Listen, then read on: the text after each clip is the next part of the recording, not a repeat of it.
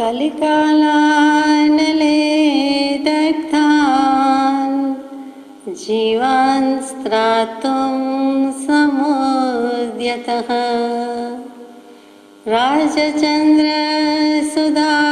सिन्धुर्नमस्तस्मै स्मराम्यहम्।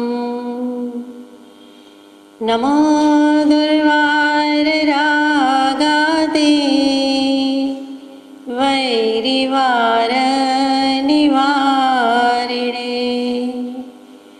अर्हते योगिनाथाय महावीराय तायिने अज्ञानतिमिरान्धानां ज्ञानाञ्जनशलाकया चक्षुरुन्मीलितं येन तस्मै श्री गुरवे नमः।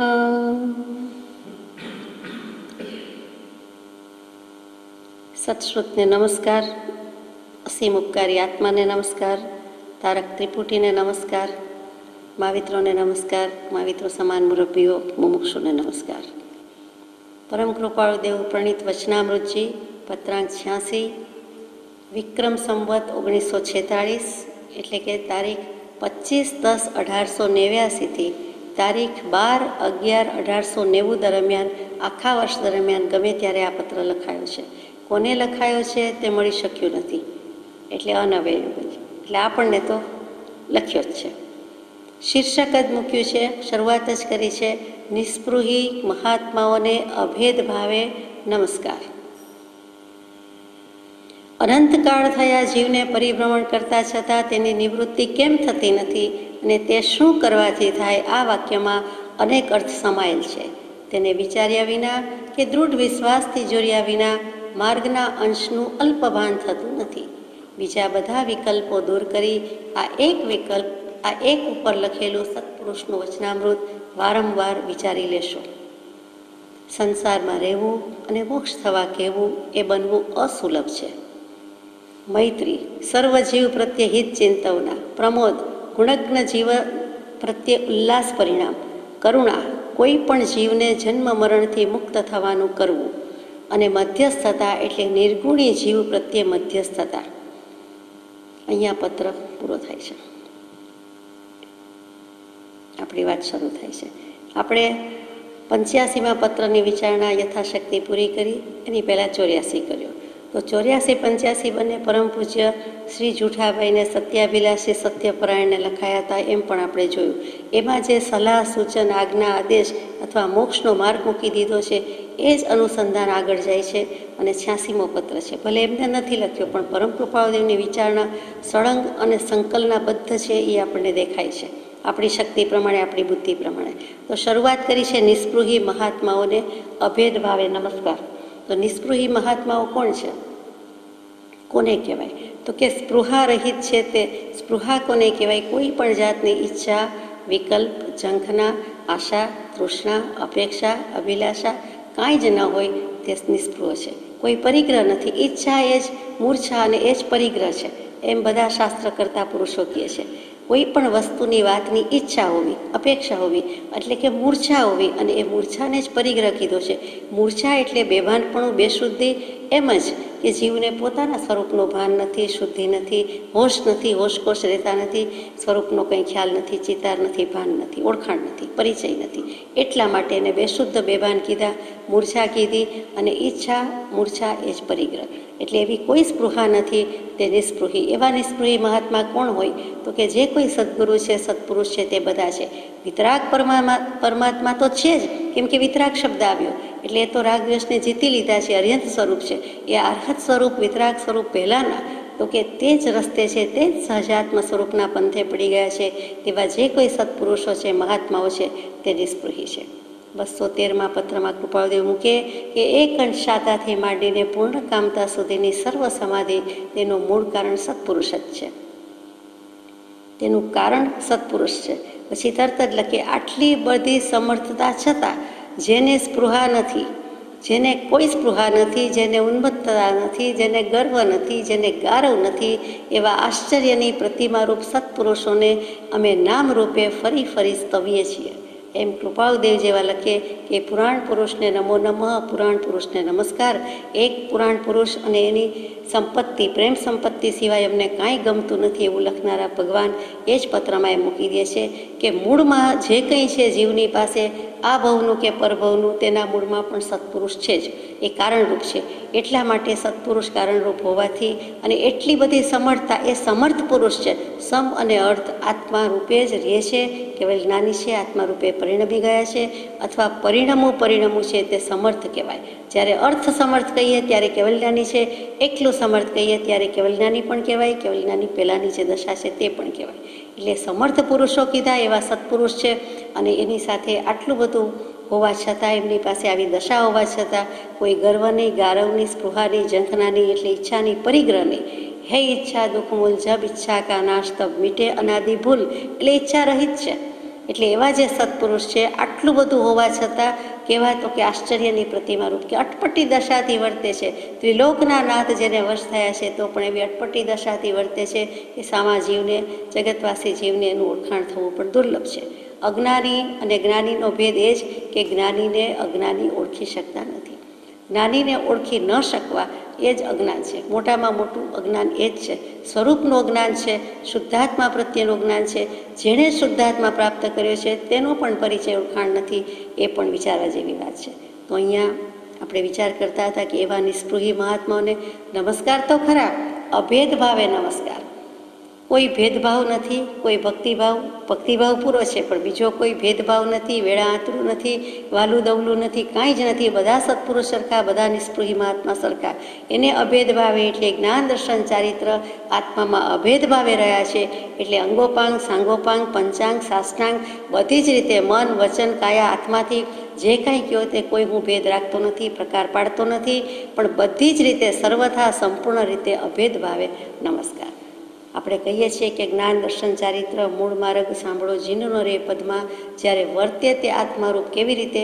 તો કે ત્રણેય અભેદ પરિણામથી રે જ્યારે વર્તે તે આત્મારૂપ. તો સમ્યક દર્શન જ્ઞાન ચારિત્ર કંઈ 1/3 ને 2/3 કે ત્રીજા ભાગે ને બીજા ભાગે એમ રહેલું છે એમ નથી કહેવું.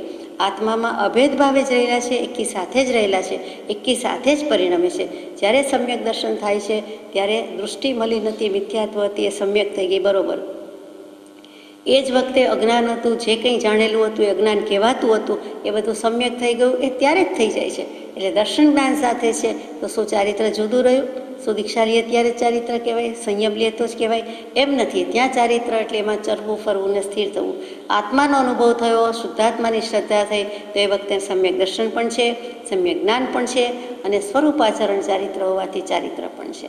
આ ત્રણેય અભેદ પરિણામથી એકી સાથે એક આત્મામાં એકી સમયે પ્રવર્તી જાય છે, તો એ અભેદ છે. તો અમે પણ કહીએ છીએ, ભગવાનને લખ્યું છે એટલે કે નિસ્પૃહ મહાત્માઓને અમારા તરફથી અમારા અભેદ ભાવે નમસ્કાર. એટલે કે અમે બધી જ રીતે નમસ્કાર કરીએ છીએ. આગળ જઈએ કે અનંતકાળ થયા, એટલે કે અનંતકાળથી જીવને પરિભ્રમણ કરતા છતાં તેની નિવૃત્તિ કેમ થતી નથી, અને તે શું કરવાથી થાય?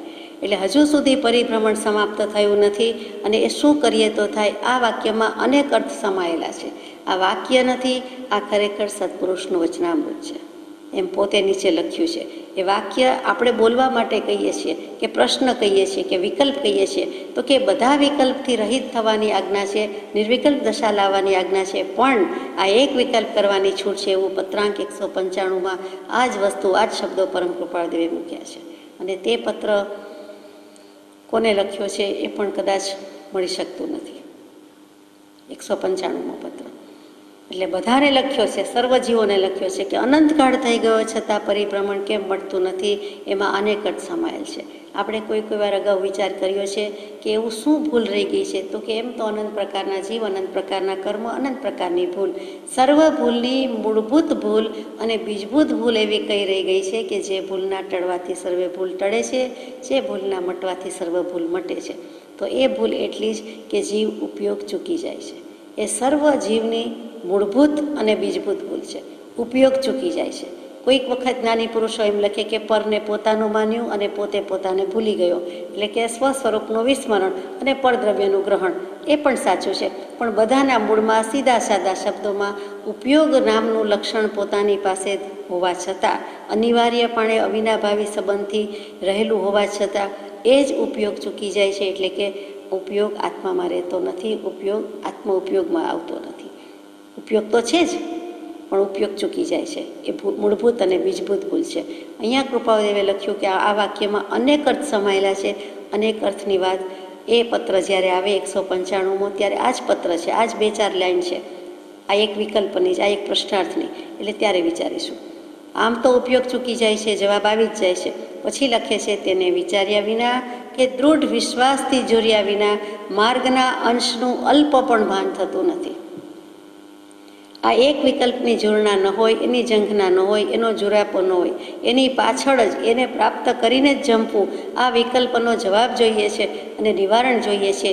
એવું જ્યાં સુધી ન થાય ત્યાં સુધી માર્ગના એટલે કે મોક્ષ માર્ગનો અંશ પણ પ્રાપ્ત થતો નથી. બિલકુલ ભાનમાં આવી શકાતું નથી. વાત સાચી છે, સવાલ જ ન હોય તો જવાબ ક્યાંથી મળે?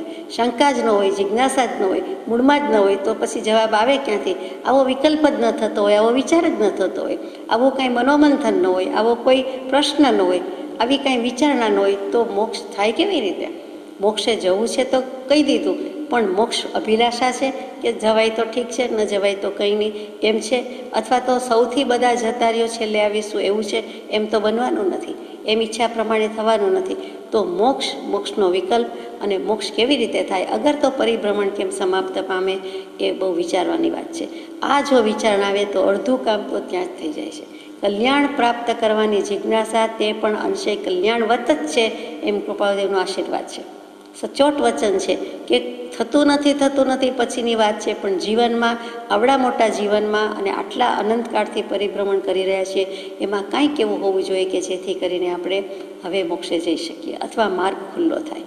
આપણને તો એ વાત લાગુ પડે છે કે એ અલ્પભાન થતું નથી. પછી બીજા બધા વિકલ્પો દૂર કરી, બધા જ વિકલ્પ કરીએ, ઓલ્ટરનેટિવ્સ બધા વિચારીએ, કેમ કરવું, ક્યાં જવું, ક્યારે જવું, આજે કે કાલે, ઠંડુ કે ગરમ, પછી કે પહેલાં, એમ જે બધા વિચાર કર્યા કરીએ છીએ તો આ એક વિકલ્પ નથી કરતા. આ વિકલ્પ તો મનમાંથી ક્યારેય ન જવો જોઈએ. તો બધા વિકલ્પ દૂર કરી આ એક હવે વિકલ્પ નથી, ઉપર લખેલું સત્પુરુષોનું વચનામૃત છે તે વારંવાર વિચારી લેશો. એટલે આપણને આ સત્પુરુષનું વચનામૃત વિચારવાનું વારંવાર કહ્યું. વચનામૃત શીર્ષક એકમાત્ર પત્રમાં મૂક્યું, તે 21મો પત્ર. એનું શીર્ષક જ વચનામૃત અંતર્ગત વચનામૃત થયું એક પત્રનું. પછી વચનામૃત કોને કીધું?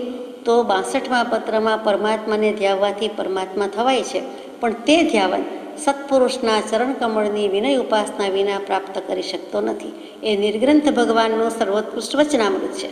એટલે ત્યાં એ વચનને વચનામૃત કીધું છે. આટલા પત્રો વાંચ્યા તેમાં બીજું કંઈ વચનામૃત કીધું હોય તો અહીંયા કહ્યું કૃપાદેવે કે આ વિકલ્પ જે કહ્યો, આ પ્રશ્ન ઉઠાવ્યો છે કે મારું સમાપ્ત કેમ થતું નથી, મારી નિવૃત્તિ કેમ થતી નથી, એ બીજો વિકલ્પ એટલે કે બીજું વચનામૃત. અહીંયા ચોખ્ખું ચણક કહી દીધું, બીજું વચનરૂપી અમૃત જ છે, પણ એ વારંવાર વિચારવાની આજ્ઞા કરી દીધી. આગળ જઈએ. 153મા પત્રમાં પણ જે વચન છે તે જ વચન અહીંયા છે કે સંસારમાં રહેવું અને મોક્ષ થવા કહેવું એ બનવું અસુલભ છે. રહેવું છે સંસારમાં અને મોક્ષે જવાની વાત છે. પગ જ્યાં છે ત્યાં છે, સ્થિરતાપૂર્વક ઊભા છે, બેઠા છે, અથવા તો ટેસ્ટથી આરામથી ચેનથી આરામ ખુરશીમાં બેઠા હોય, આમ ચેર કયો એવી રીતે બેઠા છે, રિક્લાઇનિંગ પોઝિશનમાં હોય અને પછી કે મોક્ષ કેમ થાય અથવા મારે મોક્ષે જવું છે. તો એમ નહીં, બંને વસ્તુ સાથે થતી નથી. એમ પૂછે છે, પૂછતી વખતે પણ કોઈ વિકલ્પ નથી કે વિનય નથી, કોઈ એવો ભાવ નથી કે ભાષા નથી, તો એનો મોક્ષ કેવી રીતે થાય? અહીંયા તો લોટ ફાંકવો અને પછી પાછું બોલવું. બોલતી વખતે લોટ ફાંકે કે લોટ ફાંકતી વખતે બોલે કે બે સાથે કરવા જાય તો શું થાય? એવી વાત કહી કે સંસારમાં તો રહેવું જ છે, જ્યાં ઊભા છીએ બેઠા છીએ ત્યાં તો છીએ જ. પછી કે અમને લઈ જાઓ, કે અમને વાહનમાં બેસાડો, મોક્ષના સફરી જહાજમાં લઈ જાઓ.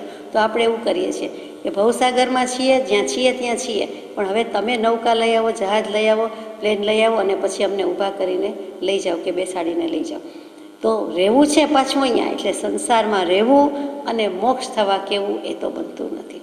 આપ મુવા વિના સ્વર્ગે ન જવાય, તો આપ મુવા વિના મોક્ષે પણ ન જવાય.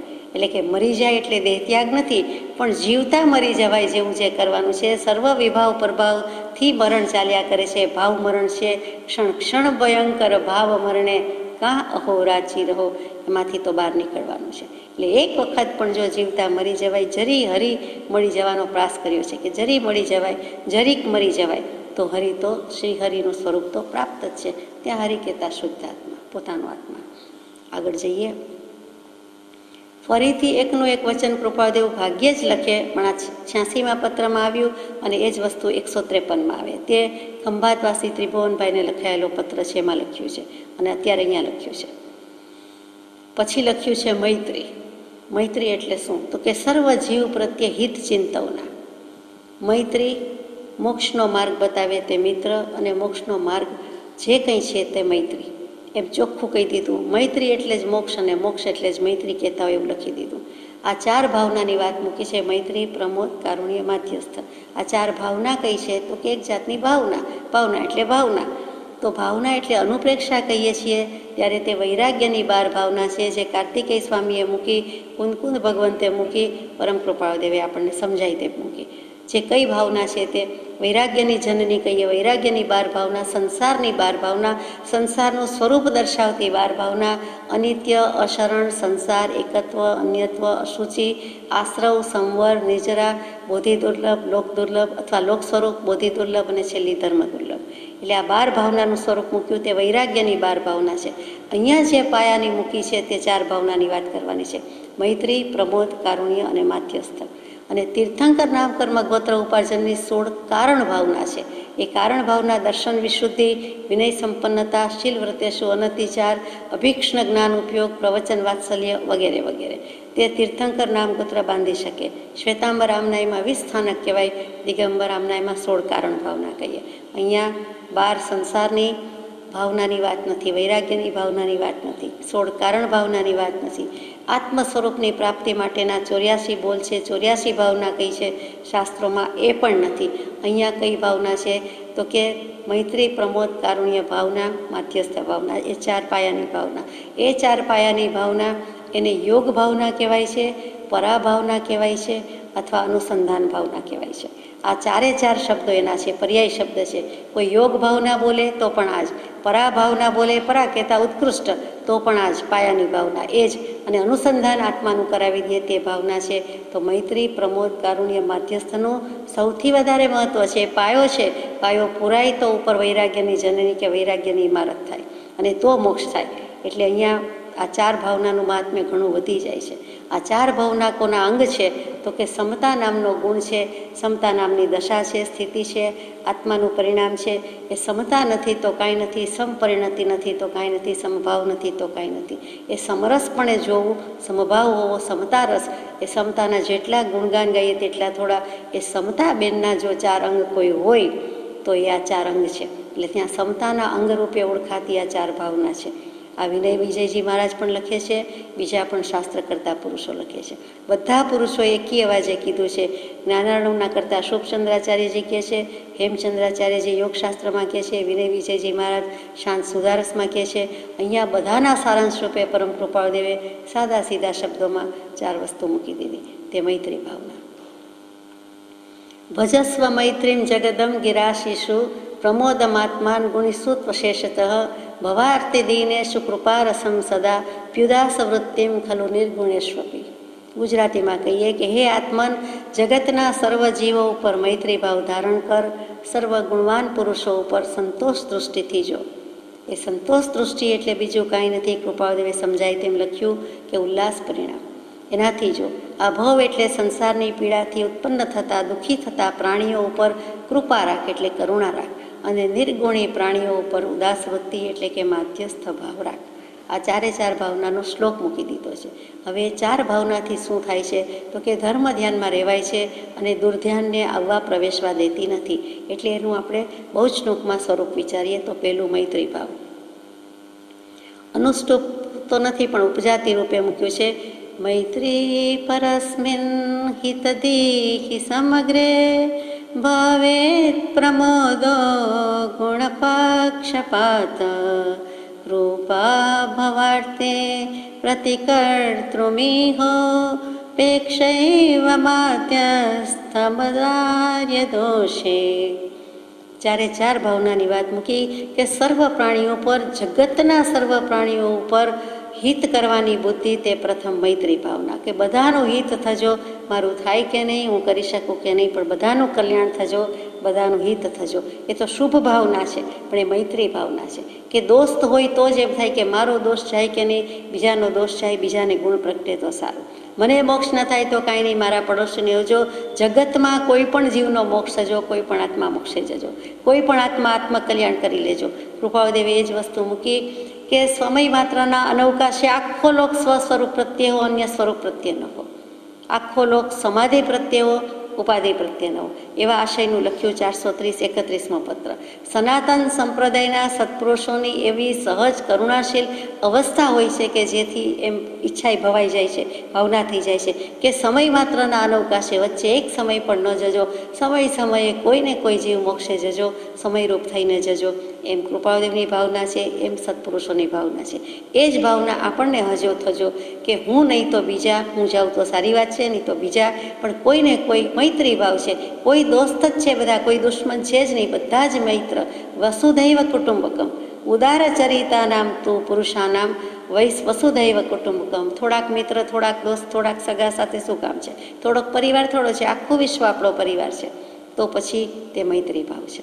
બીજું તો કે ગુણોનો પક્ષપાત તે પ્રમોદ ભાવ છે, કે એ જે કોઈ મોક્ષે જાય તેવા સદગુણી, ગુણાનુરાગી જે કોઈ જીવો છે તેમના પ્રત્યે આપણે અનુરાગ રાખીએ. ગુણજ્ઞ પ્રત્યે અનુરાગ રાખવો તે ગુણાનુરાગીપણું, અને તે આપણા પક્ષે ઘટે છે કે ગુણનો પક્ષપાત. એનો દોષ જે હોય તે દેખાતો જ નથી, એના ગુણ જ છે, અને ગુણનો પક્ષ કરું છું, પક્ષ લઉં છું, પક્ષપાત કરું છું, કેમ કે મને પણ એવા ગુણ પ્રગટાવા છે.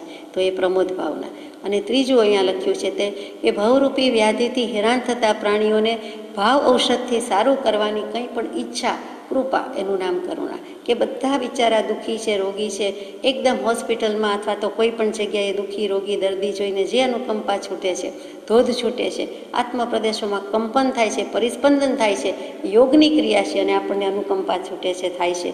તો જ્ઞાની પુરુષોને તો એથી અનંતી થાય છે કે આખું જગત શું કામ સમજતું નથી, કેમ જ્ઞાન પામતું નથી, કેમ મોક્ષમાં જતું નથી, કેમ મોક્ષમાં આવતું નથી. બિચારા દુઃખી છે, દિન દુઃખી છે, મિથ્યાત્વની મોજમાં રહે છે, ભાન પડતી નથી, મિથ્યાત્વની મોજ છે, અને એ જ મોજમાં નાયા કરે છે, બહાર આવવાની ખબર પડતી નથી. તો એ જે ભાવ થાય છે તે જ્ઞાની પુરુષોને છે. આપણને જે થવો જોઈએ તે એમ થાય કે બધા દુઃખી છે, મને પણ બહુરૂપી સંસારો ગજી છે, તો મારે એમાં ભાવ ઔષધ શું છે? તો કે સદગુરુ આજ્ઞા, આત્મભ્રાંતિ સમ રોગ નહીં, સદગુરુ વૈદ્ય સુજાણ, ગુરુ આજ્ઞા સમ પથ્ય નહીં, ઔષધ વિચાર ધ્યાન. કેમ કે સદગુરુ આજ્ઞા જીનદશા નિમિત્ત કારણમાં, તો મારે એ કરવું છે. એનાથી ભાવ ઔષધથી આ ભવ ટાળી દેવા છે. એવી જે કૃપા, પોતાના આત્મા પ્રત્યે પોતે કૃપા કરે તે કરુણા ભાવના છે. અને છેલ્લે જે માધ્યસ્થ ભાવના, કે જેમ જ્ઞાની પુરુષને દયા આવે છે, પછી એમ થાય છે, છોડી દે છે કે શું કરી શકે. તીર્થંકર દેવને કેવું થતું હોય કે સમવસરણમાં વિરાજમાન, તો પણ બધા જ જીવ સમ્યક દર્શન નહીં લે, બધા જ જીવ મોક્ષે નહીં જાય. તો એમને દુઃખ લાગે, પણ દુઃખ લાગે એવું છે નહીં, કેમ કે વિતરાગ છે, રાગદ્વેષ ગયા છે, પણ કરુણા છે, અને એ કરુણા પણ પૂર્વે બાંધી છે, ઉદયમાં આવી છે, એટલે દેશના દે છે, પછી એ પણ પૂરું થઈ જાય છે, પછી એમાંથી પણ મુક્ત થાય છે.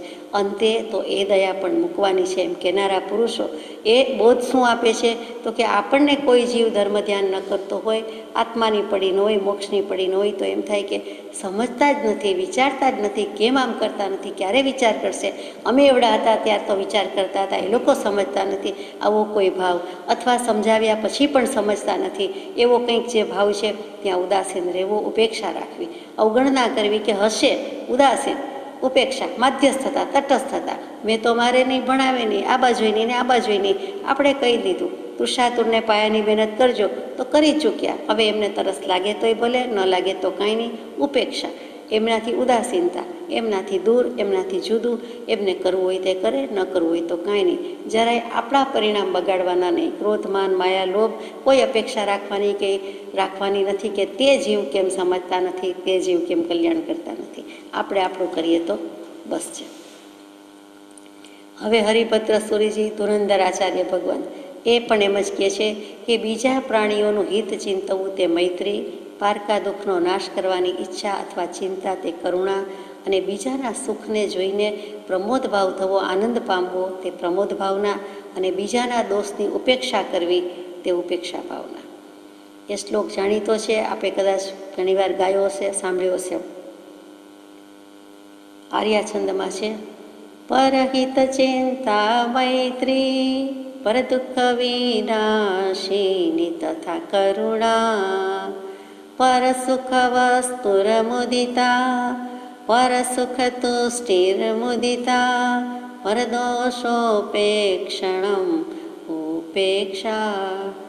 છેલ્લી ઉપેક્ષા ભાવના આવી ગઈ. ઉપેક્ષા શબ્દ આપણે ઉપેક્ષિત લાગે છે આપણને, પણ સમજવા જેવો છે કે તટસ્થતા મધ્યસ્થતા ક્યારે આવે તો કે કોઈ જીવ પ્રત્યે એવા પરિણામ ન બગાડીએ ત્યારે જ આવે. જેને આપણે સમતા કહીએ છીએ તે જ વસ્તુ અહીંયા ઉદાસીનતામાં, ઉપેક્ષામાં લઈ જાય છે. હેમચંદ્રાચાર્યજીએ યોગશાસ્ત્રમાં 4 ભાવનાનું સ્વરૂપ મૂક્યું. તો પહેલું એ જ કીધું કે કોઈ પણ પ્રાણી પાપ કરો નહીં, કોઈ પણ જીવ દુઃખી થાવ નહીં, આ જગત કર્મથી મુકાવો એવી બુદ્ધિ, અને તે મૈત્રી ભાવના.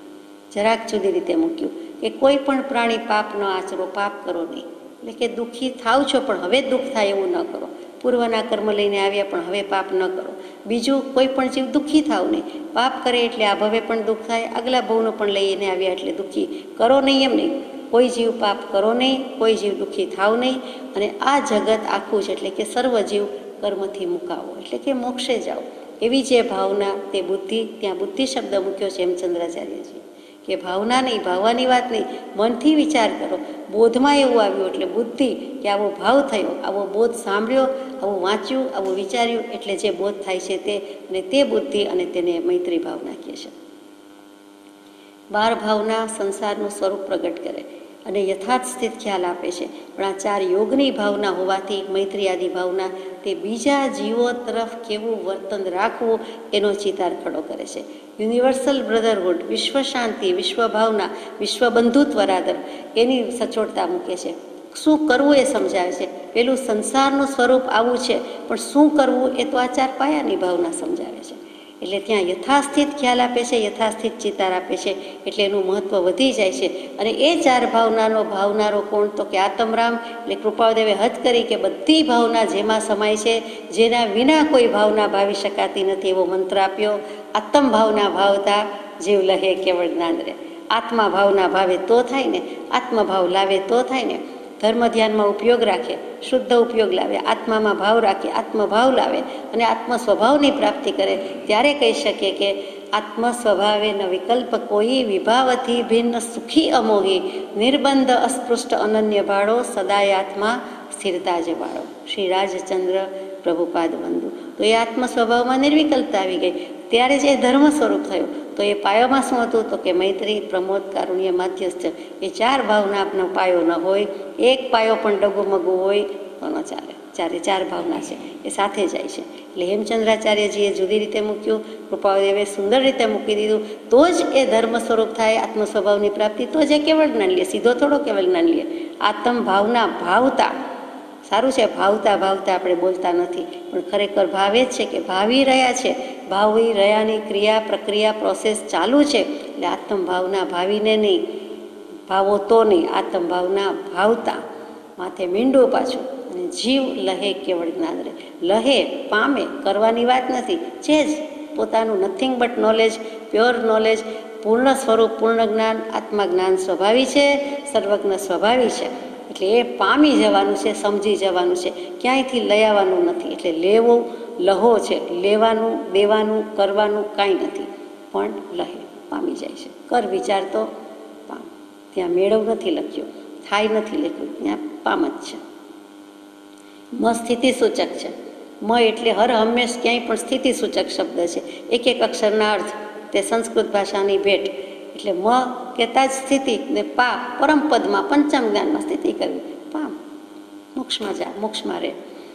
તો કોઈ પણ પ્રાણી પાપ નહીં કરો એવી બુદ્ધિ, તે મૈત્રી, એમ આપણે વાત કરતા હતા હેમચંદ્રાચાર્યજીના શબ્દોમાં. એ જ વસ્તુ સવી જીવ કરુષા સન રસી, એસી ભાવ દયા મન ઉલ્લસી. એમ તીર્થંકર દેવ આગલા 3જા ભાવે ઉત્કૃષ્ટ ભાવ કરે છે. ઉત્કૃષ્ટ ભાવ દયા છે. ત્યાં એકલો ભાવ કેવું ઠીક લાગતું નથી, એવી ભાવ દયા છે જેના પરિણામમાં તીર્થંકર નામ કર્મનો બંધ બંધાઈ જાય છે. તો આવી ભાવના એ જ શાસનમાં આપણે જીવીએ છીએ, તીર્થંકર દેવના શાસનમાં જ જીવીએ છીએ. એટલી ઉત્કૃષ્ટ ન થાય તો પણ થોડીક તો થાય. સવી જીવ કરતાં પણ હું તો મારા જીવને પમાડું કે મારો જીવ કંઈક થાય, કે શાસનમાં રસ લેતો થાય. શાસન શું? તો કે મહાવીરના શાસનમાં જન્મી ગયા. તો શાસ એટલે શિક્ષણ અને રક્ષણ. હું મારા આત્માને શિક્ષણ આપું, હું મારા આત્માને રક્ષણ આપું. તેના ઉપરથી શાસ્ત્ર શબ્દ આવ્યો. તો શાસન અને પછી રૂલિંગ, અધિકાર જમાવો. આપણા આત્મા ઉપર જ સત્તા ન ચાલે, અધિકાર ન ચાલે, સામ્રાજ્ય ન ચાલે. એ તો કેમ ચાલે? તો કે સ્વતંત્ર, તંત્ર, શાસન. પોતે આત્મા સ્વતંત્ર થાય. એટલે તો સમાધિ શતકનું શાસ્ત્રનું બીજું નામ છે સમાધિ તંત્ર. તંત્ર એટલે શું કહીએ? વહીવટ કહીએ. પણ તંત્ર, વહીવટ, શાસન, રાજ ચલાવવું એ આ જ છે કે મનોરાજ્યને કહેવા જેવું છે કે આત્માનું રાજ ચાલવું જોઈએ, મનનું નહીં. એટલે એ પણ આ ચાર ભાવનાથી થાય છે. જે કાંઈ છે તે પ્રેમથી થાય છે. તો પ્રેમથી મોક્ષ પ્રાપ્ત થઈ જાય છે. દુનિયા આખીને પોતાનો બંધુ ગણે, ભાઈ ગણે, તો એ પ્રેમ જ થયો કે બીજું કાંઈ નહીં? પ્રેમ હંમેશા શુદ્ધ છે, નિર્મળ છે. એમાં રાગ દ્વેષ નથી, એમાં રતિ અરક્તિ નથી, એમાં ગમાણ ગમા નથી. પ્રેમ શબ્દ મજાનો, પ્રેમ ભાવ મજાનો. પર પ્રેમ પ્રવાહ બઢે પ્રભુ છે. પ્રભુ કહેતા આત્મા શુદ્ધાત્મા છે. એણે એવું શું કર્યું કે પ્રેમ આવે? તો કે શુદ્ધાત્મા થઈ ગયા, આપણે રહી ગયા, પરમાત્મા થઈ ગયા. તો તેના પ્રત્યેનો પ્રેમ એ પણ મૈત્રી ભાવનાનું જ વિશાળ સ્વરૂપ છે, બીજું કાંઈ નથી. પછી શાંત સુધારસમાં વિનય વિજયજી મહારાજ કહે છે, શાંત સુધારસ એટલે બીજું કાંઈ નથી, 12 ભાવના વિશેનો ગ્રંથ. આખા શાંત સુધારસ ગ્રંથમાં વિનય વિજયજી મહારાજ એટલે જસ્ટ બિફોર યશો વિજયજી મહારાજ થયા તે, એમના ગુરુ કહીએ તોય ચાલે, એટલે કે 300-400 વર્ષ થવા આવ્યા. તો તેમણે શાંત સુધારસમાં 12 ભાવના લખી, જેની પરમ કૃપાળુદેવે અનુવાદ કરવાની ભલામણ પણ કરી હતી. તે કે ફરીથી કોઈ કરે તો સારી વાત છે. મૂળ સંસ્કૃતમાં લખાયો છે, પણ ગુજરાતીમાં સમજાય તેમ, અને કૃપાળુદેવનો આશય ફેર ન થાય, એમના હૃદયને શું કેવું છે, એમનો મર્મ શું છે, એ જો સમજાતો હોય તો કોઈએ લખવું, એવી પણ એમણે મોરબીના મનસુખલાલભાઈ કિરતચંદભાઈ મહેતાને આજ્ઞા કરેલી હતી, અને એમણે ટૂંકમાં લખ્યું પણ છે. તો એમાં વિનય વિજયજી મહારાજ મૂળમાં જેણે રચ્યું છે શું કહે છે? તો કે રાગ દ્વેષ વગેરે જે કંઈ વ્યાધિ છે એ પ્રાણીના મન વચન કાયાના શુભ યોગનો નાશ કરે છે. સાચી વાત છે, આપણી પાસે મન વચન કાયા છે, શુભ યોગ છે, પણ રાગ દ્વેષ વગેરે વ્યાધિ થઈ ગઈ છે, દુઃખ દર્દ લાગ્યા છે, રોગ થઈ ગયા છે. તો એ બધી જ પીડાઓ સમાઈ જાવ, એટલે કે સર્વ પ્રાણીઓ વિતરાગ થઈ જાઓ, સર્વ પ્રાણીઓ ઉદાસીનતાનો રસ પીવો, અને સર્વ ઠેકાણે સર્વ પ્રાણીઓ સુખી થાઓ. બહુ સુંદર વાત કહી દીધી કે વિતરાગ થઈ જાઓ. વિતરાગ થઈ જાય એટલે તો વિતરાગતા, ઉદાસીનતાનો રસ પીવાના જ છીએ, એમાં કંઈ નવી વાત નથી. પણ એમણે કહી દીધું કે પહેલાં એકડો શીખો, પછી 1 + 1 કરશો એટલે 2 થશે, પછી 2 + 1 કરશો એટલે 3 થશે. પણ પહેલાં એકડો તો શીખવો પડે, અને વત્તાનો કોન્સેપ્ટ તો ક્લિયર કરવો પડે કે સરવાળો શું, વત્તા શું.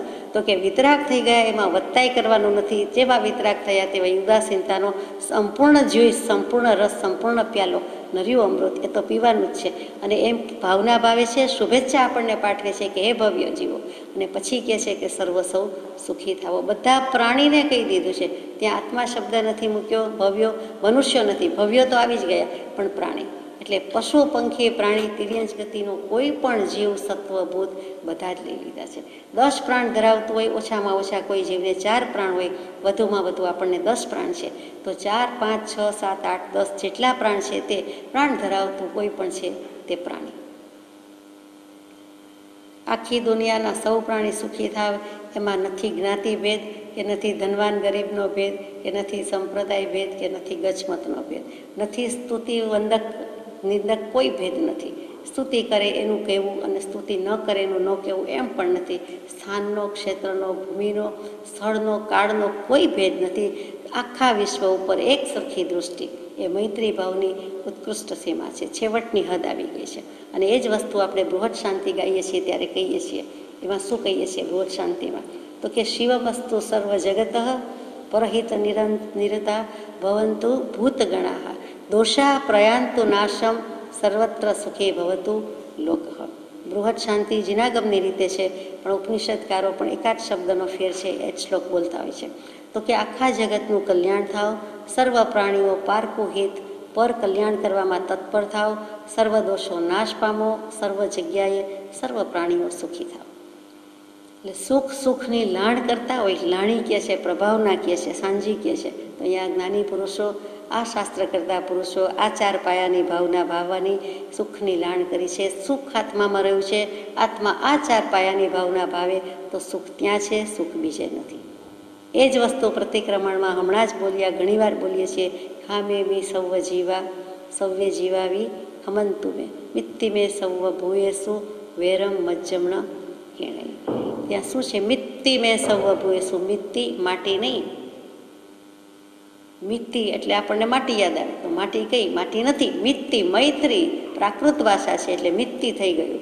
મિત કહીએ, મિત્ર કહીએ છીએ. એ મિત્તિ મૈત્રી મેં મને હજો સૌ ભૂયેસુ સર્વભૂત પ્રાણી બધા ઉપર વેરમ મજ્જમ મને વેર ન હજો કેણઈ કોઈ પ્રત્યે ન હજો. કેટલી સુંદર ભાવના.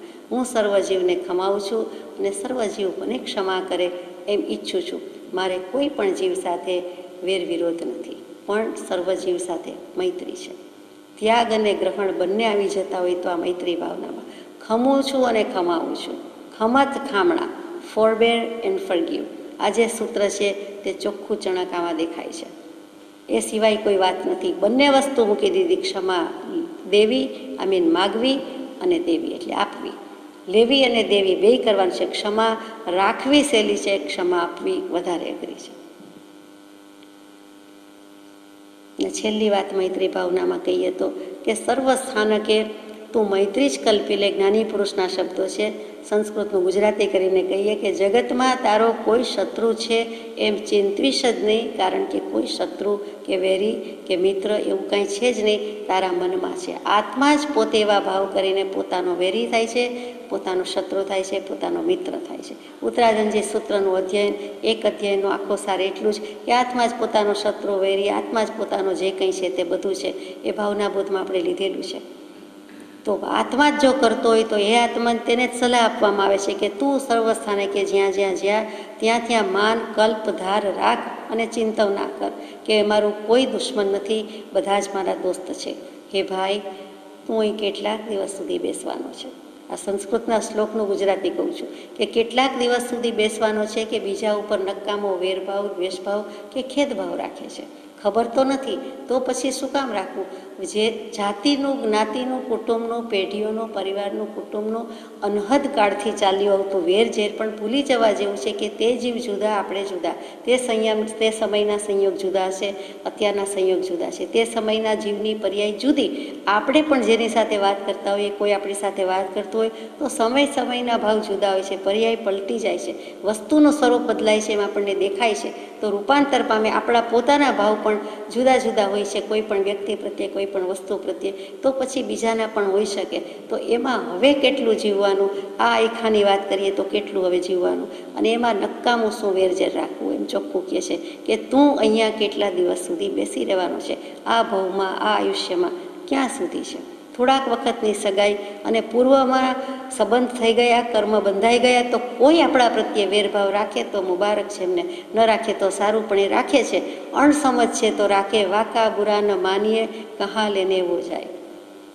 જે જૈસી જાપે વસ્તુ હે વૈસી દે દિખલાય. બૃહદ આલોચનામાં ગાઈએ છીએ કે જેવી વસ્તુ છે, જેવા ચશ્મા છે, જેવી દૃષ્ટિ છે, તો એને એવું લાગે છે આપણને તો બધા સરખા છે ને, આપણને તો બેલેન્સ છે ને. બસ વાત એટલી જ કરવાની છે.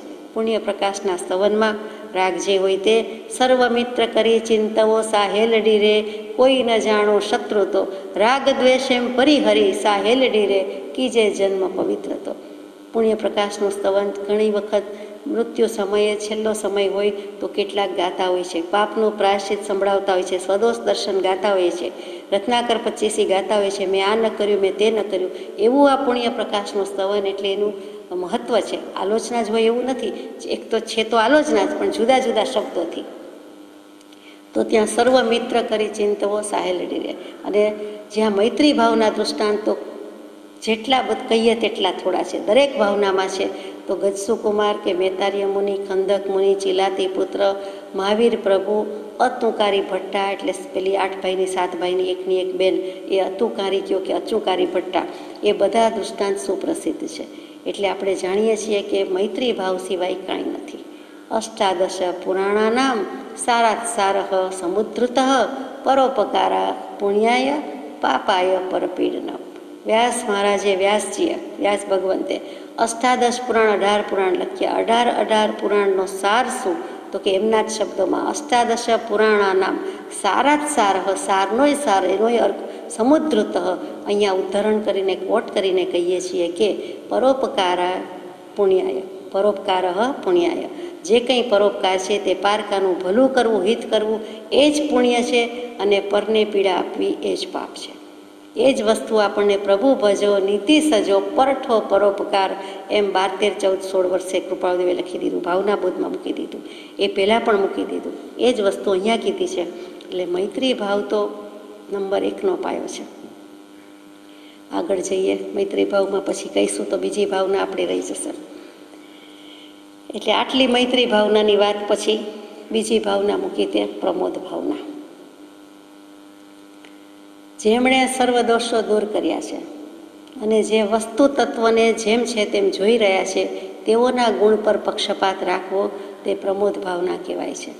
અનુષ્ટુપમાં હેમચંદ્રાચાર્યજીએ લખ્યું છે, અપાસ્તા શેષ દોષાણામ વસ્તુ તત્વાવલોકિનામ ગુણેશુ પક્ષપાત યહ સહ પ્રમોદ પ્રકીર્તિત, તેનું નામ પ્રમોદ ભાવ કહેવાય છે. આપણે આનંદ પ્રમોદ બહુ કર્યો અને બહુ શબ્દ વાપર્યો, પણ આનંદ પ્રમોદ એટલે કયો તો કે આત્મા સિવાયનો. હવે આત્માના આનંદની વાત છે, આત્માના પ્રમોદની વાત છે. તો કે જે જીવોએ સર્વદોષ દૂર કર્યા છે એ વિતરાગ સર્વજ્ઞની કોટીના પુરુષો છે, અને વસ્તુ તત્વને આત્મતત્વને જેઓ જોઈ રહ્યા છે અથવા ષડદ્રવ્યાત્મક જગત વ્યવસ્થા જે વિચારી રહ્યા છે, જોઈ રહ્યા છે, તેઓના ગુણ ઉપર એટલે વંદે તદ્ગુણ લબ્ધયે, તેમણે જે પ્રાપ્ત કર્યું છે મોક્ષ માર્ગના નેતા, કર્મરૂપી પહાડના ભેતા અને વિશ્વ તત્વના જ્ઞાતા, મંગલાચરણમાં જે બોલીએ છીએ તેમને નમસ્કાર કરું છું. શું કામ કરું છું? મફતમાં નથી કરવા, એમનેમ નથી કરવા, પણ વંદે તદ્ગુણ લબ્ધયે, તેમને જે ગુણો પ્રાપ્ત થયા છે તે ગુણોની પ્રાપ્તિ માટે હું નમસ્કાર કરું છું. એમ કરીને આપણે ગુણની પ્રાપ્તિ ઈચ્છીએ છીએ, માગીએ છીએ. અહીંયા પણ એ જ કહેવું છે કે બધાય જીવો, એમાંય ખાસ કરીને સદગુરુદેવ કે સત્પુરુષ કે મહાત્મા પુરુષો, તો એમના જીવન ચરિત્ર કે જીવન વૃત્તાંતો વાંચીને, સાંભળીને, વિચારીને તેઓના ગુણ માટે આપણને બહુમાન હોવું, અત્યંત આદર હોવો. આસક્તિભાવ નથી કીધો, પણ આદર અને બહુમાન કીધું. આદર ક્યારે કહેવાય તો કે હે ગુણીજનો, હે જ્ઞાની ભગવંતો, હે સદગુરુ ભગવંત, હે સત્પુરુષો, આપનામાં આટલા આ બધા ગુણ પ્રક્રિયા છે તે હું એનો આદર કરું છું. એટલે હે ગુણીજનો, આપના ગુણો મારામાં આવો, હું ઉપાદેય તત્વનો આદર કરું છું. એ આદરવા યોગ્ય છે, આચરવા યોગ્ય છે. આદર કોને કહીએ? આવો કહીએ તેને. તો ગુણોને કહીએ છીએ આવો, આદરવું છે, મારે આચરવું છે. તો એવી જે ભાવના છે તેનું નામ પ્રમોદ ભાવના. સાદી ભાષામાં એનો આદર સત્કાર, એના પ્રત્યેનું બહુમાન. એક ગુણ જો આવી જાય, પ્રમોદ ગુણ, અને એમાં પણ જ્ઞાની પુરુષનો એક જ ગુણ કે પ્રમોદ ભાવ એના પ્રત્યે આવે, અંશે પણ આવે, જે આપણે ઘણીવાર કહીએ છીએ કે બ્રહ્મચારીજીનો આ એક ગુણ આપણામાં પ્રગટી જાય, અથવા કૃપાળુદેવનો આ એક ગુણ આવી જાય, પ્રભુશ્રીજીનો આ એક ગુણ આવી જાય, મહાવીર સ્વામીનો આ જ એક ગુણ આપણામાં પ્રગટી જાય. નહીં એક સદગુણ પણ મુખ બતાવશું. એ કયો ગુણ? તો કે સદગુણ, આત્માના અસ્તિત્વનો ગુણ, આત્માના અનુભવનો ગુણ. એ તો ત્યાં અસ્તિત્વના ગુણની વાત આવી, સતની વાત આવી. પણ અહીંયા શું? માગી માગીને મોટું જ માથું માગવું, અને મોટું માથું છે કેવલ નાની ભગવાન થયા, તો આપણે પણ મોટું જ માગવાનું હોય, અને એમણે પણ એમના વિરુદ્ધ પ્રમાણે જ આપણને આપવાનું હોય. એમ આપણે દાવો કરીએ છીએ અને એવા દાવેથી માગીએ છીએ અને ભાવીએ છીએ. તો અહીંયા પણ એ જ કહેવું છે કે એક ગુણ કે એનો અંશ એ જો મળી જાય કે આપી દઈએ કે આપણને આવી જાય, તો એની પછવાડે પાછળ બધા જ ક્રમથી લાઈનમાં ટોળા બંધ, હાર બંધ, પંક્તિ બંધ, શ્રેણીબદ્ધ બધા ગુણો ચાલી આવે છે. એટલે આટલું જ માગવાનું રહે છે. એક મિથ્યાત્વને બદલે સમ્યક્ત્વ, મોટું જ માગી લીધું તો પછી બીજા બધા ગુણો તો આપણને આવી જવાના છે. અને એવી ભાવના કરવી તે પ્રમોદ ભાવના છે. હવે જ્યારે પ્રમોદ ભાવથી આપણે સ્તુતિ સ્તવન ગાતા હોઈએ છીએ, પછી પ્રણિપાત સ્તુતિ હોય, અહો અહો શ્રી સદગુરુ હોય, કે 6 પદનો પત્ર હોય, કે પછી બીજી કોઈ પણ સવારના 4 તીર્થંકર દેવના સ્તવન હોય, કે એક સ્તવન હોય, જ્યારે પણ ચૈત્યવંદન હોય કે કોઈ પણ રીતે નમસ્કાર, સ્તુતિ, સ્તવના ભગવાનનું કરીએ છીએ, ગુણગાન ગાઈએ છીએ સાદી ભાષામાં, અને જીભથી, મોઢાથી ગાઈએ છીએ, ત્યારે 8 વસ્તુ એમાં ઇન્વોલ્વ થાય છે. 8 વસ્તુ કઈ તો કે કંઠ, તાળવું, મૂર્ધ, દાંત, હોઠ, જીહવા એટલે જીભ, ઉર અને નાસિકા. આ 8 વસ્તુ ઇન્વોલ્વ થતી છે, અષ્ટાંગ થાય છે. અને અષ્ટાંગથી કરતાં કરતાં એ આઠે સ્થાનકનું સંમિશ્રણ થાય છે. એક શબ્દ બોલતા હોઈએ, ગાતા હોઈએ, ભાવ છે અને શબ્દ છે. તો આ 8 વસ્તુનો સહારો છે, સહાય છે ત્યારે થાય છે.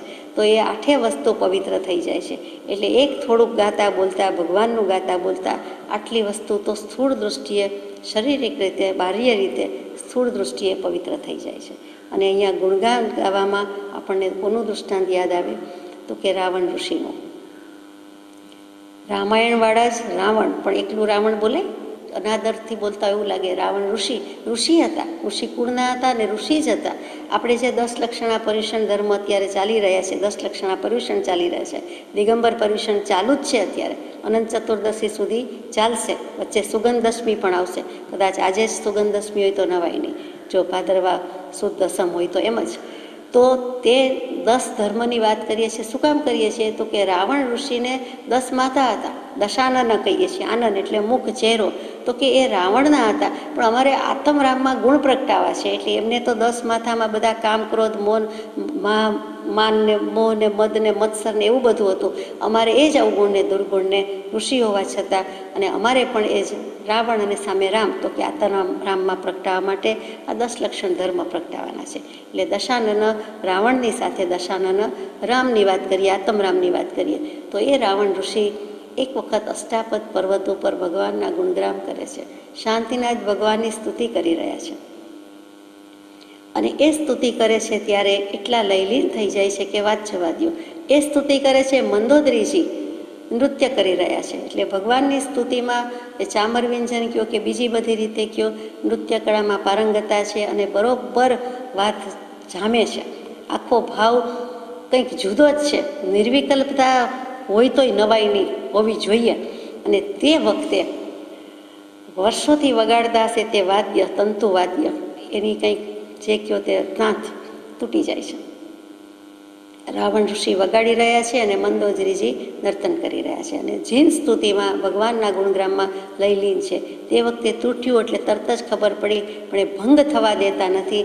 પોતાના શરીરમાં બેઠા બેઠા, ઊભા જ જ્યાં એક નસ હતી તે કાપી લગાડી દીધી. જાણે દોરો બાંધતા હોય, વારો બાંધતા હોય, વાયર બાંધતા હોય, વાયરિંગ કરી નાખ્યું. અને તે તંતુ વાદ્ય તો એમનામ જ ચાલુ રહ્યું. વાજિંત્રના સૂરમાં કોઈ ભેદ આવ્યો નહીં. એ એક બાજુથી વગાડતા ગયા, એક બાજુથી નસ કાપી નાખી. જેમ બાયપાસમાં અમુક જગ્યાએથી નસ કાપે છે તેમ એવી અદાથી એ રાવણ ઋષિ હતા, ચિકિત્સક હતા, જે કયો તે. અને એમણે કરી નાખ્યું ને બાંધી. અને કોઈ ભગવાનની ભક્તિમાં, લયલીનમાં, સ્થિરતામાં કોઈ ભેદ નથી આવ્યો, ભંગ પડ્યો નથી. એ આ તો બોલીએ છીએ તો ભંગ પડી જાય છે, એમના સ્થિરતામાં, ભાવમાં ભંગ પડ્યો નથી. એ પરિણામે, એના શુદ્ધ આત્મ પરિણામને કારણે એ જ સમયે તીર્થંકર નામગોત્ર બાંધી દીધું છે. ભગવાનના ગુણગાનનો આટલો મહિમા છે. 1 સમયનો ભાવ, 10 સમયનો ભાવ, 1 મિનિટનો ભાવ, જે હશે તે. તો ગુણીના ગુણગાન કરવા એ પણ જીવનનો મોટો લાવો છે. તો આ તો ભગવાનના ગુણગ્રામ હતા. પણ નહીતર કોઈ ગુણવાનના ગુણ પ્રત્યે આપણને એવો ઉત્કૃષ્ટ પ્રમોદ ભાવ આવી જાય તો ગુરુ ભક્તિ સે લહો તીર્થપતિ બ શાસ્ત્ર મેં વિસ્તાર રહે. આપણે રોજ ગાઈએ મંગલાચરણ. તો ગુરુ ભક્તિનો મહિમા છે, જીન ભક્તિનો મહિમા છે. કોઈ પણ ગુણજ્ઞ જીવ છે તે ગુણને જાણનારા છે, ગુણને પ્રગટાવ્યા છે. તો એના જીવ પ્રત્યે, એવા જીવ પ્રત્યે આપણનું જે બહુમાનપણું, આદરપણું, એ પ્રમોદ ભાવ છે. તો રાવણ ઋષિ જેવાય તો તીર્થંકર નામગોત્ર બાંધી દીધું, તે જ ભવે બાંધ્યું. હજુ તો ઘણા ભવ કરવાના છે, પછી તીર્થંકર દેવ જશે. અને સીતાજી, જેના પર કુદૃષ્ટિનો ભાવ આવ્યો, તે સીતાજી એ ભવે એમના પુત્રી જ હતા, પણ પધરાવી દીધેલા. આપ જાણો છો કે આ કન્યા રત્નથી તમારું ધનોત્પન્ન કે મૃત્યુ થશે. એટલે પછી રાવણને થયું કે મંદોદરીને થયું, કઠણ કાળજો કરીને એ પુત્રીને રત્નમય પેટીમાં પણ પધરાવી દીધા, બધી વસ્તુ મૂકી કરીને. અને પછી એ તરતી જ્યાં પહોંચી ત્યાં આપણે એમ આવે કે સીતા પિતા જનકજી, પાલક પિતા જનકજી, એને ખેતરમાં ચાસમાંથી એ જમીનમાંથી એ મળી, પેટી મળી. તો બને ખેંચાતા તણાતા ત્યાં પહોંચી ગયા હશે અને તેમાંથી મળ્યું. એટલે આપણને અનુસંધાન બેસે છે. જૈન રામાયણ પ્રમાણે આમ વાત છે. એટલું જ નહીં, પણ એ જ સીતાજી મંદોદરી જેવા જ એટલા જ સૌંદર્યવંતા હતા. જેવા મધર તેવા જ ડોટર, જેવા મંદોદરી માતાજી તેવા જ એમની પુત્રી સીતાજી. અને એ સીતાજી ફરીથી ભવિષ્યમાં પણ સતી સીતા છે, મોક્ષે જઈ શક્યા નથી, થોડુંક બાકી રહી ગયું. તો રાવણના જ તે તીર્થંકર થશે ત્યારે તેના જ ગણધર થઈને, પટ્ટ શિષ્ય ત્યારે પર્યાય બદલાઈ જશે. અને મોક્ષે જવાના છે. આ કેવા સંબંધો, આ કેવા ઋણાનુબંધ. આપણે પાર્શ્વનાથ ભગવાન, મહાવીર ભગવાન, બધા તીર્થંકર દેવના જ્યારે પૂર્વભવો સાંભળીએ છીએ, મુખ્ય પૂર્વભવો વાંચીએ છીએ, ત્યારે પણ એમ થાય કે છેક સુધી એક જીવ મોક્ષે જતો નથી ત્યાં સુધી એ બધા પરિવારજનો કોઈને કોઈ તો ક્યાંય ને ક્યાંય મળે જ છે. આપણે મળીએ, સામો મળે, કોઈને કોઈ લેબાસમાં, કોઈને કોઈ વેશમાં પણ મળે છે.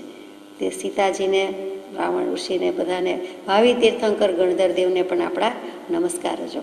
તો પ્રમોદ ભાવની વાત કરતા હતા. હવે ત્રીજી ભાવના છે કરુણા ભાવના. અશક્ત, દુઃખી, ભયથી વ્યાકુળ થયેલા અને જીવિતવ્યને યાચનાર પ્રાણીઓ, એનું દુઃખ ટાળવાની જે બુદ્ધિ, તે કરુણા કહેવાય છે. ફરીથી કોઈ અશક્ત છે તો આપણને એમ થાય કે એને કંઈક મદદ કરીએ, કોઈ દુઃખી છે તો મદદ કરીએ, કોઈ ભયથી આકુળ વ્યાકુળ છે, કોઈ જીવનદાન માગે છે તો ડૉક્ટર્સ, નર્સ વગેરે એની રીતે મદદ કરે છે. કોઈ આપી શકતું તો નથી, અભયદાન આપી શકતા નથી, પણ એવા ત્રસ્ત તપ્ત જીવોને પણ ઉગારવાનો જે કોઈ પ્રયાસ છે, આ પણ આધિવ્યાધિ ઉપાધિના ત્રિવિધ તાપની જ વાત છે. એમાંથી ઉગારવા અને ભવ દુઃખ ટાળવાની જે કોઈ બુદ્ધિ, કરુણા થાય છે, તે આ ભાવના કહેવાય છે.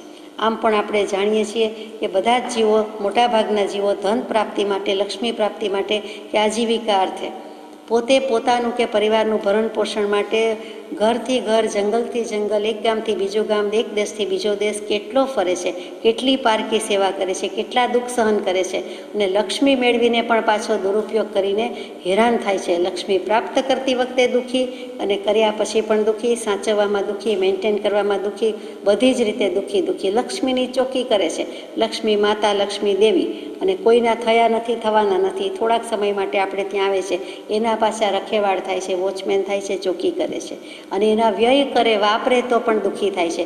ઉડાઉ માણસ મોજ શોખથી શરીર બગાડી નાખે, કંજૂસ માણસ હોય તો બળી બળીને મનને ને મગજને ખાલી કરે, અને અતિ વિષયી માણસ હોય તો વ્યાધિને ઘેરી લે, વ્યાધિથી ઘેરાઈ જાય, દુઃખી થાય છે.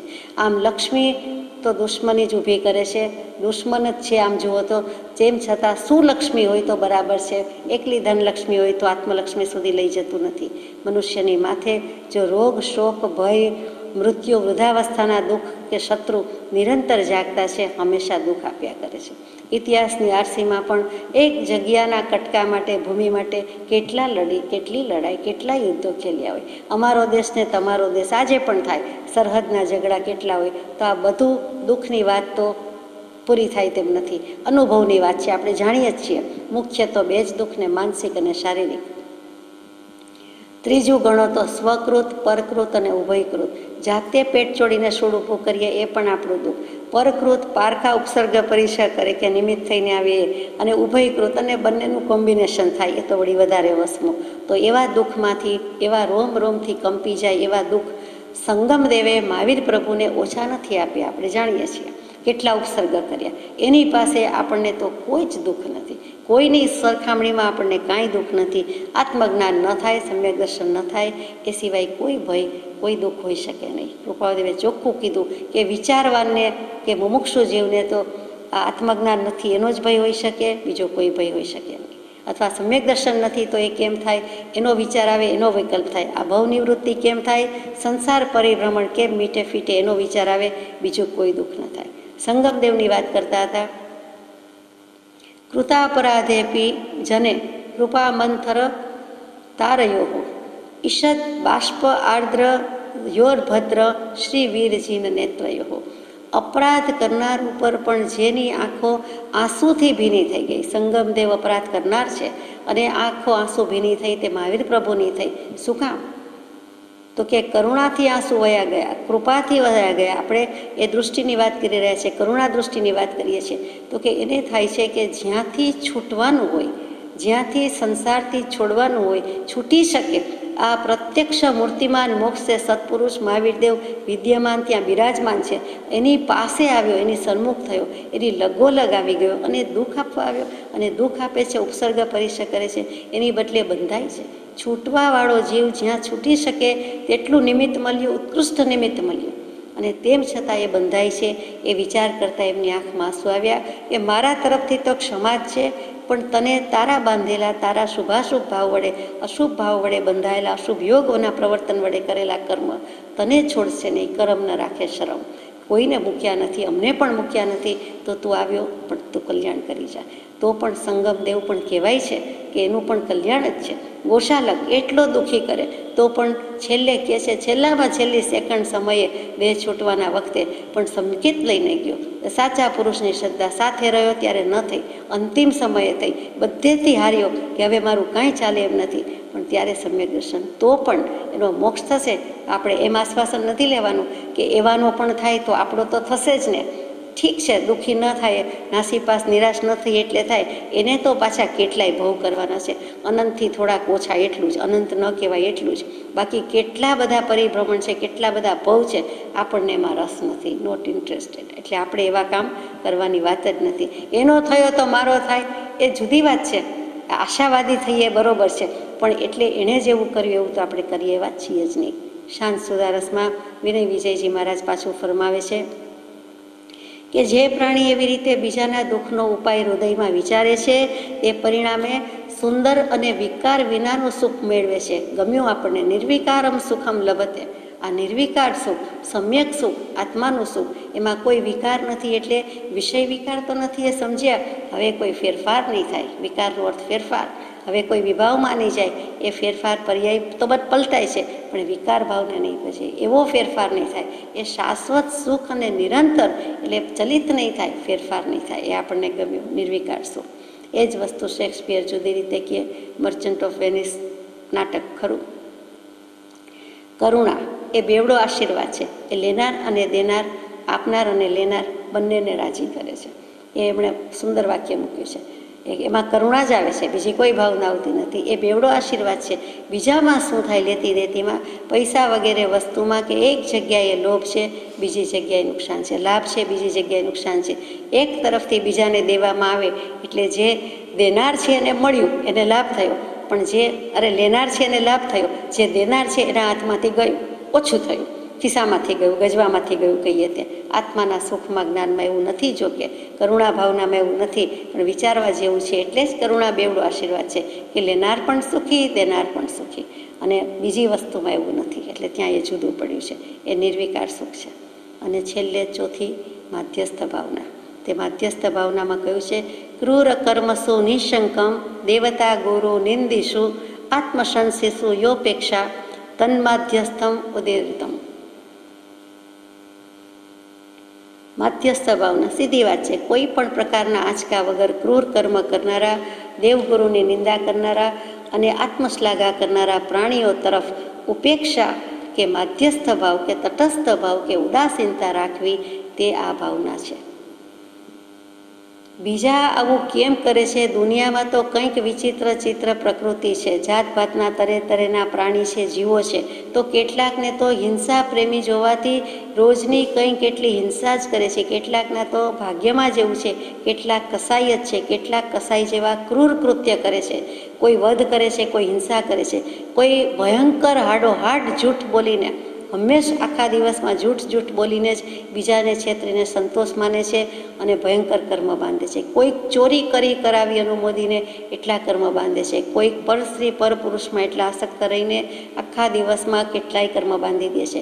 કોઈક પરિગ્રહ વ્રતમાં નહીં હોવાથી, એટલે કે પરિગ્રહ બુદ્ધિ હોવાથી, અપરિગ્રહ વ્રત નહીં હોવાથી એટલા કર્મ બાંધે છે. સવારથી સાંજ સુધીમાં બસ ભેગું જ કરવું. મધમાખી જોઈને એમ થાય કે બિચારી કેવી મહેનત કરે છે. નાની પુરુષને આપણે માખી અને મધમાખી જેવા જ લાગીએ કે એને ભેગું કરવામાં જ રસ છે, ન જાણે કોણ વાપરશે, પણ પાછું મૂકી જવામાં રસ છે. આમ જુઓ તો કંજૂસ જેવો કોઈ દાની નથી. કેમ કે એ બીજા માટે મૂકી જાય છે, બીજા એનું વાપરશે, પોતે વાપરી શકતો નથી, વાપરતો નથી, તો એ દાન જ કહેવાય ને. પણ પોતાના ગયા પછી થશે, એટલો ફેર છે. તો એમ સમજવાનું છે કે માધ્યસ્થ ભાવના કેવી રીતે રાખવી, તટસ્થતા કેવી રીતે રાખવી. તો કે આવા જીવોનો પાર નથી. આખા જગતને સુધારી દેવાનો આપણે કાંઈ કોન્ટ્રાક્ટ લીધો નથી અને હાથણીએ કાંઈ કળશ ઢોળ્યો નથી કે તમારે આમને કાંઈક કહેવાનું છે, એટલે એને તો જેમ કરવું હોય તેમ કરે. વળી આપણામાં કંઈ ઉપદેશ પામવાની શક્તિ પણ ન હોય તો આપણામાં ઉપદેશ આપવાની શક્તિ ક્યાંથી હોય? જપ તપ શું છે, जप तप और व्रतादि सब तहाँ लगी ब्रह्मरूप, जहाँ लगी नहीं संत की पाई कृपा अनूप। પછી નહીં દે તું ઉપદેશ શકું, પ્રથમ લેહી ઉપદેશ, સબસે ન્યારા આગમ હે વો જ્ઞાની કા દેશ. તો પરોપદેશ, બીજાને શું ઉપદેશ આપીએ, આપણે લઈએ તો બસ છે. એટલે પરોપદેશ કે બીજાને ઉપદેશ આપવાની પણ આપણામાં શક્તિ નથી, કરવાની કોઈ જરૂર નથી. એટલે આપણાથી કોઈ બૂझે, સમ્યક રસ્તે આવે, કંઈક સારું આચરે એમ માનવું એ જ વધારે પડતું છે. કોઈ મને સમજાવે કે હું કોઈને સમજાવું એ ભાવ ગલત છે, એ અપરાધ છે. સમાધિ શતકમાં આપણે વિચાર્યું છે, એ પણ એક જાતની અંતરવાચા જ છે. એટલે અને વળી કેટલાક જીવોએ તો ન સમજવાનો જ નિર્ણય કરી રાખ્યો હોય છે કે મારે તો સમજવું જ નથી, મારે તો કલ્યાણ કરવું જ નથી, મને કાંઈ મોક્ષે જવાની જરૂર ઉતાવળ નથી. તો પછી તેના પ્રત્યે ઉપેક્ષા જ ભાવ રખાય. યશો વિજયજી મહારાજ દ્વેષની સજ્જાઈમાં કહે તેમ, રાગ ધરી જે જ્યાં ગુણ લઈએ, નિર્ગુણ ઉપર સમચિત્ત રહીએ. અહીંયા નિર્ગુણી જીવો ઉપર આ દૃષ્ટિ રાખવાની છે. નિર્ગુણી કહેતા વક્ર પરિણામી, વક્ર ગુણી, ગુણ નથી એમ નહીં, અવગુણી નહીં, વક્ર પરિણામી જીવો. પરિણામ તો છે, ગુણ તો છે, વક્ર છે. અંતમાં કૃપાદેવ જેમ કહે છે તેમ, રાજચંદ્ર સ્વરૂપે મેં ભાવના ભવનાશિની, असंग संगतिर्यत्र परमात्मा प्रकाशिनी. सजात्म स्वरूप परम